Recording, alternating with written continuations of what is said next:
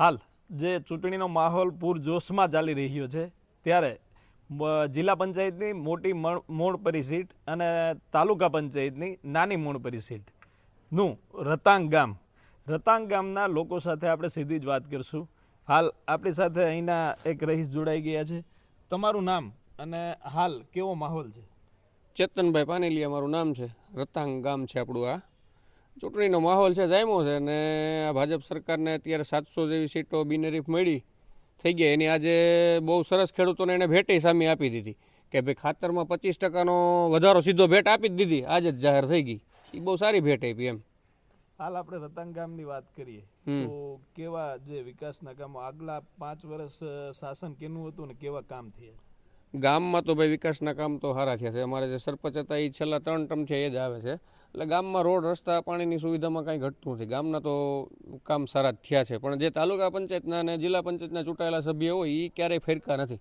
એ મત ટાઈમે અત્યારે આવશે, બાકી ક્યારેય એક વખત 5 વર્ષમાં ફેરકા નથી. હાલ ગામનો કેવો મૂડ? ગામનો મૂડ આ વખતે કંઈક અલગ જ છે ભાઈ. પરિવર્તનના મૂડમાં છે લોકો. મતદારો એકદમ સાયલેન્ટ થઈ ગયા છે, કંઈ બોલતા નથી અને કંઈક પરિવર્તનના મૂડમાં હોય અમને દેખાય છે. અમે તો ગામડે ગામડે ફરતા હોય અને અમે કૃષિ સંલગ્ન વ્યવસાય સાથે જોડાયેલા છીએ. એટલે હજારો લાખો ખેડૂતો અમારી સાથે જોડાયેલા છે. એટલે બધા ખેડૂતો આ વખતે કંઈક પરિવર્તન કરવાના મૂડમાં છે એવું અમને દેખાય છે.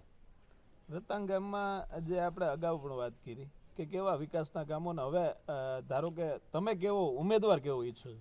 ઉમેદવાર ભાઈ લોકો કામ કરે એવો ઈચ્છે છે. અત્યારે આ સમયમાં શિક્ષિત ને સારો કામ કરે એવો ઉમેદવાર હોય ને લોકો એવું જ ઈચ્છે છે. બધે અમારી સીટ હોય કે બધે ગમે ત્યાં કે ભાઈ હવે કામ કરતા હોય ને શિક્ષિત હોય ને એવા ઉમેદવાર જ જોઈએ છે. અને એ કામ કરતાને જ લોકો ચૂંટે છે. અત્યારે આવા જે ઉમેદવાર આવશે એ તો પછીની વાત છે, મતદાન પણ બાકી છે. જે ઉમેદવાર આવશે એની પાસે આપને શું આશા? ગામનો સ્થાનિક ઉમેદવાર છે એટલે ગામને અપેક્ષા તો હોય ને કે ભાઈ વિકાસના જે અધૂરા કામો હોય એ પૂરા કરે. નાના મોટા લોકોના કામ હોય, કોઈ મકાનની ફાળવણીના, પ્લોટની ફાળવણીના, અન્ય સમાજની વસ્તી પણ છે એ લોકોને એવું કંઈ અપેક્ષા હોય ને અમારે કોઈ રોડ રસ્તાના કે નાના મોટા કંઈ પ્રશ્ન હોય એવી અપેક્ષા હોય એની પાસે કે ભાઈ જલ્દી વહેલી તકે કંઈક પૂરા કરાવે. ક્યાં એવા કામ જે કંઈ તમે ઈચ્છી રહ્યા હોય?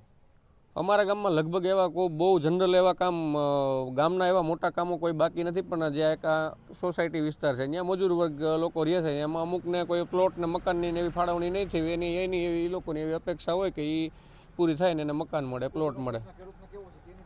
અને હાલ આપણે આમ જોવા જઈએ તો આ આપણે ખેડૂતો માટેના આ બધા ગામ છે જે આજુબાજુના છે એ ખેતી ઉપર આધારિત હોય છે.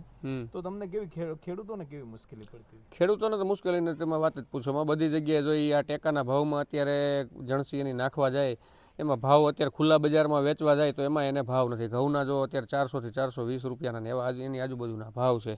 તો એમાં સરકાર ઘઉંને એવું કંઈ ટેકાના ભાવમાં પૂરતું કંઈ ખરીદતા નથી અને ભાવ નથી, ખુલ્લા બજારમાં વેચવા જાય તો એનો ભાવના પ્રશ્ન હોય. આ તો ખેતી ઉપર નભતો એરિયા છે, પ્યોર ખેતી ઉપર જ. અહીંયા કોઈ ધંધા ઉદ્યોગ તો કંઈ છે નહીં. એટલે ખેડૂતોને મેઇન વસ્તુ એના જણસીના ભાવનો પ્રશ્ન જ હોય વધારે કે ભાઈ જણસીના સારા ભાવ મળે એવી અપેક્ષા હોય. કોઈ પણ સરકાર હોય, કોઈ પણ ધારાસભ્ય આવે કે અમારા પ્રશ્ન સરકારમાં રજૂઆત કરે એવો ઉમેદવાર લોકોને જોઈએ છે કે અમારા માટે લડવો જોઈએ. તમને એવું લાગે છે કે ધારાસભ્ય હોય કે સાંસદ સભ્ય હોય કે ગ્રામ પંચાયત હોય કે જિલ્લા પંચાયતના સદસ્ય હોય, તમારા એવા કામ થયા છે?